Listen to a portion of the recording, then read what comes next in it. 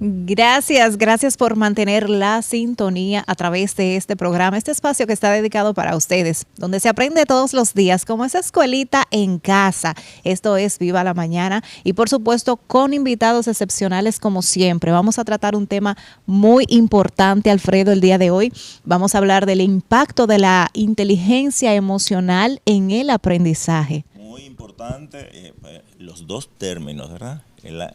La inteligencia emocional y entonces aplicada al aprendizaje. ¿Y quién más reputado para hablar de eso en este programa que nuestro invitado de hoy, que es Joan Pegueros, psicólogo clínico y que tiene pericia en el campo? Porque hay muchas aristas, ¿verdad? En todas las carreras y en esta también. Pero aquí vamos a hablar de docentes y de estudiantes, cómo reciben eso. Que oigan bien, no es inteligencia artificial, porque eso está en la mente, no.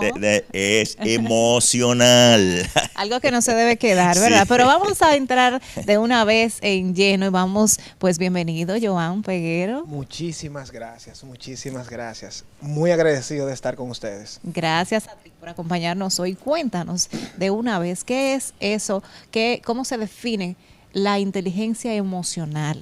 Ok, mira, usualmente cuando hablamos de inteligencia emocional, un tipo de inteligencia, es un concepto que no es nuevo. Para nosotros sí, ahora mismo con el tema de las redes y el acceso a la información, bueno, suena mucho, pero un tema que desde los 80, a finales de los 80 ya se hablaba del término de inteligencia emocional.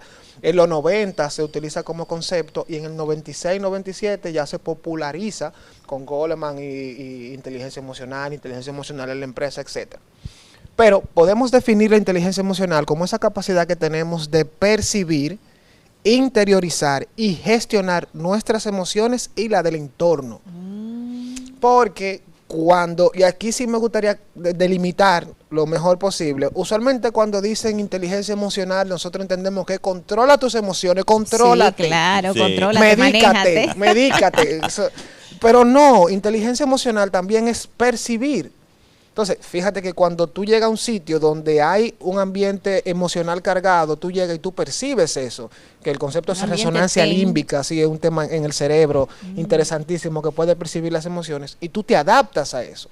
Si tú vienes muy eufórico, tú te regulas porque hay un estado más solemne. Sí. Entonces, fíjate cómo ahí tú te estás gestionando esa emoción, estás percibiendo la emoción del entorno y estás interiorizando, que es un proceso cognitivo. O sea, que la inteligencia emocional es un concepto amplio e importantísimo en cualquier área en que nos desarrollemos. Entonces, en ese punto, Joan, ¿cómo se detecta? ¿Cuáles son las evidencias, los síntomas de que una persona no está manejando adecuadamente ese espectro de la inteligencia emocional que, como tú dices, es muy amplio, tiene fronteras muy difusas, ¿verdad? Difusas, yo tal vez no diría que difusas, sí me quedo con la palabra que usted dice de espectro. Ese concepto se está utilizando mucho actualmente en lo que es salud mental, porque ya la salud mental dejó de ser tan estadístico y tan cuadrado, que si tú tienes esto, eres depresivo. No, ahora han sido un poquito más flexibles, han abierto y hablan de contexto, hablan de cultura, o sea, hablan de un sinnúmero de cosas que anteriormente, aunque se consideraban, pero no se le daba esa importancia. Ahora, para hablar de emociones, hay que hablar de muchas cosas, hay que hablar de eso mismo, de contexto, de familia, de educación. Hay personas que tú la ves que son tal vez muy rudas y que tú siempre la ves encarar y que es un tema muy de personalidad y que no necesariamente, es que siempre estén molestos. Entonces, yo entiendo que lo primero es uno saber cómo hacer una buena base educativa sobre emociones para tú poder identificar. ¿Cómo tú te das cuenta?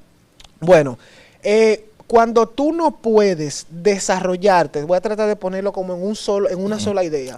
Cuando tú ves que hay limitaciones para tú desarrollarte en alguna de las áreas productivas en las que nosotros cotidianamente nos desenvolvemos, sea escuela, universidad, trabajo, familia, ambiente, entorno, ya ahí nosotros podemos ver que emocionalmente podría a ver algo que habría que prestarle atención.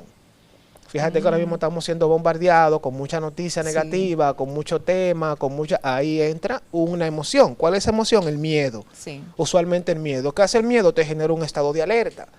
Como tú siempre estás en un estado de alerta, que ahí entra el sistema límbico dando señales, tú percibes el mundo con peligro. Y cuando hay una amenaza, ¿qué tú haces? O atacas o huyes. Entonces tú te estás dando cuenta que tú llegas al trabajo y estás a la defensiva. Tu esposa te habla y tú le respondes violentamente. Tu hijo te dice cualquier cosita, papi, quiero jugar, se para su habitación. Una predisposición. Una predisposición. Entonces estamos viendo que hay áreas en las que tú no te estás desarrollando adecuadamente. Entonces ya ahí podemos ver que hay algo que se puede ir trabajando en terapia relacionado con las emociones. Mira qué interesante. ¿Cómo llevamos esto de la inteligencia emocional al ámbito educativo? Es decir, directamente a las escuelas. Esa interacción entre el docente, como decía ahorita mi compañero, y el alumno, el estudiante o el estudiante per se con relación a su aprendizaje. Te voy a dividir esa respuesta en tres. Primero, basándome en la parte ya estudios que se han realizado. Hay un libro que lo invito a todos a leer ese libro, es buenísimo, que habla síndrome de burnout en docentes dominicanos. Wow. Y su impacto en la inteligencia emocional. Es un tema, un nombre más largo, pero solamente lo pueden encontrar con ese nombre, síndrome de burnout en docentes dominicanos. La autora es una psicóloga clínica dominicana que presentó esa tesis en Chile, fue muy buena y se convirtió en libro. Entonces, ella se llama Emilia Dore, así mismo lo busca, Emilia Dore Despradel. Entonces, ella hizo un estudio y ahí se evidencia cómo hay un burnout colectivo entre los docentes dominicanos, o sea, tan quemados. Y aparecen síntomas como la despersonalización, que ya esa actitud usual que suele tener un docente de disposición a la enseñanza se ve afectado, la misma carga de estrés, el mismo desamparo a nivel de políticas públicas o a nivel de Estado, el mismo desamparo a nivel del sistema educativo como está diseñado. O sea, se ven cosas muy interesantes. Y en el 2023 el Ministerio de Educación hizo un estudio donde se aplicó un programa de educación emocional y demostró como en el 50% de los estudiantes el aprendizaje, la actitud y el ambiente educativo mejoró en un 60%. ¿Se amplió? No se amplió. ¿Por qué no se amplió? Ya eso tenía una respuesta del Ministerio de Educación, pero por lo menos el estudio está. Joan, en el caso de los docentes, los maestros y maestras, que deben tener una fortaleza emocional, unas destrezas equilibradas, ¿cómo es la preparación? ¿Cómo debe ser el día a día de ellos, teniendo la encomienda de que ellos deben identificar a estudiantes que tengan cierto desequilibrio? Sí, lo que pasa es que ahí tiene que haber un proceso de psicoeducación, porque cuando tú educas hay un cambio significativamente importante en la conducta. Entonces, usualmente, como está, porque ahí me voy a ir específicamente a los docentes y los estudiantes, el sistema dominicano, educativo dominicano, está estructurado de una forma que carga mucho al docente. Entonces, un docente con 45 estudiantes en un aula le hace difícil poderle prestar atención al cambio de un estudiante adolescente, o sea, le cuesta. Entonces, eso es lo primero. Un día de una manera diferente o con una situación. Como está estructurado el sistema, no se lo permite, es mucha carga para el docente y el mismo docente emocionalmente no está educado. Entonces, ahí entra lo que hizo el Ministerio de Educación. Nosotros tendríamos que comenzar a educar a nuestros niños desde edades tempranas, o sea, desde preprimario tú puedes ir educando a los niños en temas de emocional e inteligencia emocional, para que tengan esa capacidad de identificar, interiorizar y regular adecuadamente sus emociones cuando estén en etapas más avanzadas. En el caso de que precisamente este tema de la inteligencia emocional se está tratando mucho desde las casas, o por lo menos se está llevando mucho al contexto de que como padres podamos precisamente ayudar a nuestros niños a regularse y a entender cuando hay una emoción de enojo y distinguirla de una emoción de la frustración, por ejemplo, que son dos emociones distintas. Pero una vez que haya llegado al centro educativo, como tú propones, Joan, ¿cómo el niño comunicaría cuando le pasa algo al docente? ¿Esto tiene que ver directamente con su manejo emocional, con esa inteligencia emocional, o con la relación que lleva el docente con ese niño? Con la relación que lleva el docente con el niño. Nos pasa a nosotros los terapeutas. Hay un concepto en psicología que es esa relación que tiene el terapeuta con su paciente. Si no se crea un vínculo, un rapport, no va a fluir el proceso terapéutico. Entonces pasa lo mismo con el docente. El docente tiene que hacer un enganche con ese niño para que el niño, porque hay diferentes etapas en el desarrollo. En algunas etapas el docente representa una figura significativa en la vida del niño. Claro. Sobre todo en las primeras etapas del desarrollo. O sea, primero es mamá, después papá, pero después yo tengo que integrarme socialmente y poner en práctica esas habilidades sociales. Que Daniel Goleman, cuando utiliza los conceptos, habla eso de esas habilidades sociales que tú tienes a nivel emocional. Entonces, como ya tú eres esa figura de autoridad, tú tienes que tener un vínculo con ese niño para que ese niño se acerque a ti. Claro que sí. En el caso de que el niño pues está aprendiendo a reconocer esas emociones, ¿cómo puede el docente, dentro de sus parámetros como la enseñanza de una asignatura per se, cómo le puede enseñar esto de la inteligencia emocional? Bueno, en primer lugar, acompañando desde la empatía. O sea, y modelándole. Exacto, eso es también una técnica que se utiliza en psicología, que es el modelaje o moldeamiento también. Pero tú sabes que los docentes tienen herramientas muy técnicas que le pertenece a su área, que a mí no me gustaría incurrir en un intrusismo, pero desde mi área como psicología, tú diste el punto clave. Primero el moldeamiento, acompañamiento, identificación de las necesidades del niño, en ese caso para poder saber qué le va a enseñar, que los padres se involucren en ese proceso de aprendizaje. Porque en terapia se evidencia que no hay tanto acompañamiento de los padres a nivel emocional. O sea, los mismos modelos económicos actuales no le permiten a los padres involucrarse en la crianza de los hijos. Y se ve en terapia, o sea, lo digo estadísticamente hablando. Y ese proceso, como te dije, de acompañamiento y que el docente pueda enseñar al nivel del niño. O sea, poder bajar al nivel del niño y poder enseñar al nivel del niño. Cada etapa del desarrollo tiene sus necesidades propias. Sí, porque Joan, se da el caso muy frecuente de familias, madres o padres, que ocultan ciertos comportamientos irregulares de sus niños y le dejan esa labor a la escuela. Entonces, ¿cómo funciona ese triángulo? ¿Qué papel ustedes le dan a la presencia familiar en ese triángulo donde, verdad, el niño viene siendo la víctima y entonces está el intermediario que es el docente, pero la parte de los padres, ¿cómo ustedes logran convencer, integrarlo? Porque sin ellos el trabajo no se daría. Lo primero es que el padre tenga la intención de vivir ese proceso de aprendizaje, porque sería desaprender todo lo que culturalmente han aprendido para aprender conceptos nuevos y formas nuevas de ver las cosas.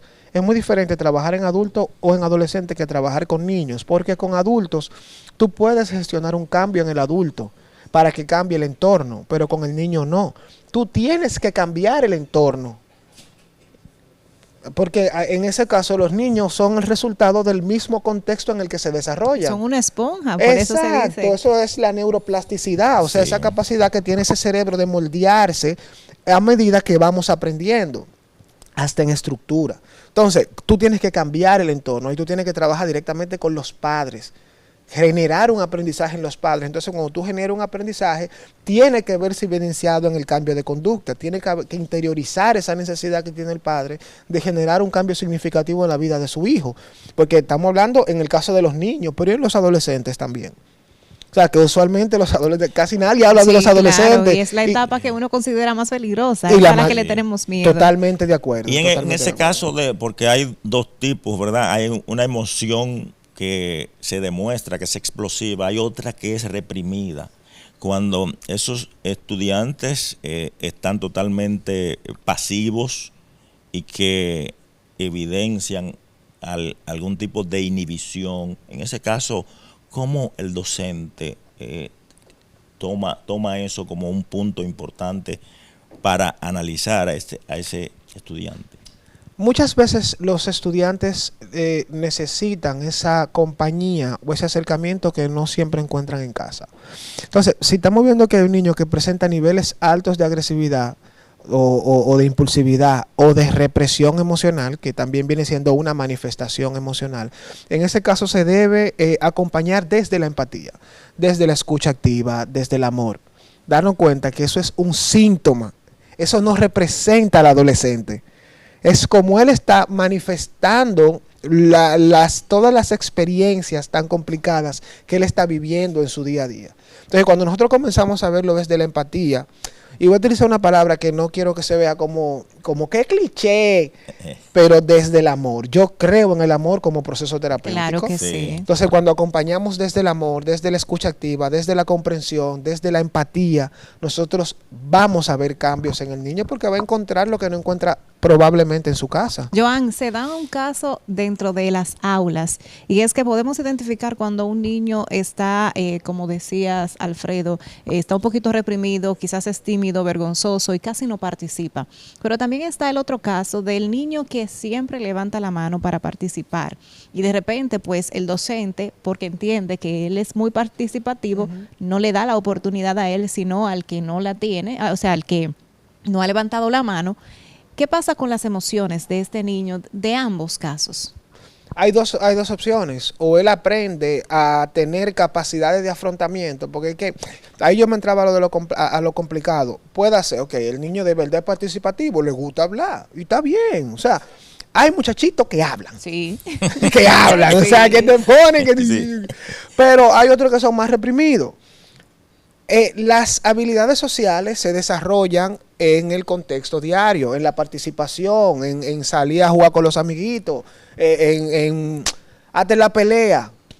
Porque tú peleas, pero después tú tienes que gestionar con ese amiguito y hacer una resolución de conflicto. O sea, son las habilidades sociales. Y hay veces que ese muchachito va a levantar la mano porque quiere hablar, ese adolescente, ese niño, y no se le da. No siempre no siempre lo que tú digas va a tener validez y tú tienes que aprender a gestionar esas emociones. O sea, hay que aprender, hay que enseñar a los adolescentes, a los niños, a gestionar el rechazo, a gestionar la ira, a gestionar la felicidad incluso, porque cuando uno se alegra toma decisión y da tarjetazo que después se está arrepintiendo. Y es una mala gestión emocional. Así es. Hay algo que está muy en boga en los últimos tiempos, que con otro nombre, ¿verdad? Porque antes era burla, ahora es bullying. Entonces, ese bullying que es algo que trastorna las emociones de muchos estudiantes porque algunos lo toman muy en serio, no tienen la forma de contrarrestar eso de tal manera de neutralizarlo. Y son víctimas. ¿Cómo tratar eso, sobre todo en esa etapa preadolescente donde hay unos cambios emocionales muy significativos? Bueno, hay protocolos que están establecidos por organismos internacionales que te dan más o menos pasos para tú poder trabajar con el tema de bullying. Es importante, y hay algo que yo he identificado del tema del bullying en terapia, porque ahí voy a utilizar mi experiencia en terapia, sobre todo trabajando con adolescentes con algún tipo de condición del neurodesarrollo o trastorno del neurodesarrollo, y es que cuando se acercan a los padres minimizan la realidad que está teniendo el niño. Puede ser que para el padre sea una situación sin valor, porque en nuestros tiempos nosotros lo atravesamos diferente.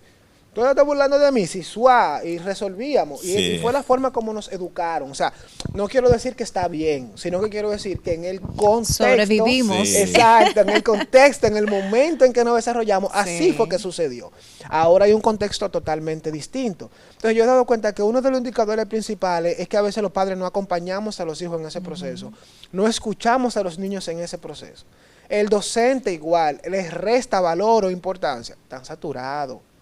Exacto. Los docentes están saturados. Sí. Entonces, como están saturados, entonces entra lo que te dije, uno de los signos es la despersonalización. El niño viene y me dice, mira, fulanito me está haciendo esto, entonces yo no le presto la atención porque estoy cansado, estoy agotado. Tú siempre vienes con un tema. Tú siempre vienes con una, Sí. entonces eso va calando en la mente del niño y va desmoralizando porque Sí. se siente invalidado. Entonces Sí. ahí entra la depresión, ahí entra la ansiedad, el bajo rendimiento académico, el aislamiento en casa. Luego entonces comienzan las conductas autolesivas o la percepción o cualquier tipo de conducta suicida en muchos casos que se ve. Sí, claro. Y hay una relación directa entre el bullying y el incremento de los índices de suicidio en adolescentes. Hay documentos que lo prueban. Entonces, en ese caso, ahí vemos el impacto que está. Otra cosa también es lo que hablaba de las habilidades sociales. Ya los adolescentes no comparten entre adolescentes, todo es digital. Sí. Entonces no desarrollan capacidad de afrontamiento para las situaciones que se presentan en el día a día. Entonces para nosotros es muy importante como padres, en primer lugar, escuchar y acompañar. Segundo, como docentes, escuchar, acompañar y comprender. O sea, tener protocolos claros para este caso de abuso, de abuso. Sí, Sí, porque es un claro. abuso psicológico. Joan, en el caso, ya para ir cerrando, Sí. nosotros tenemos dentro de las escuelas, está el orientador o psicólogo. ¿En qué momento es pertinente que un docente se haga asistir ya de pasar al niño, a llevarlo a orientación y psicología? En todo momento. El orientador, primero hay que diferenciar, no es una cosa orientadora, otra cosa es psicólogo. Una cosa es psicólogo, otra cosa es psicólogo escolar. Porque hay psicólogos que que pueden ser psicólogos generales y pueden ser que estén en una escuela. Pero hay psicólogos especializados en el área educativa. Hay especialidades grandísimas en esa área. Y el psicólogo escolar educativo o el orientador debe de estar en todo el proceso educativo de un niño. Desarrollando planes para cuando los niños llegan a la escuela, durante la escuela, después de la escuela, acompañamiento, protocolos, haciendo intervenciones en la materia, todo.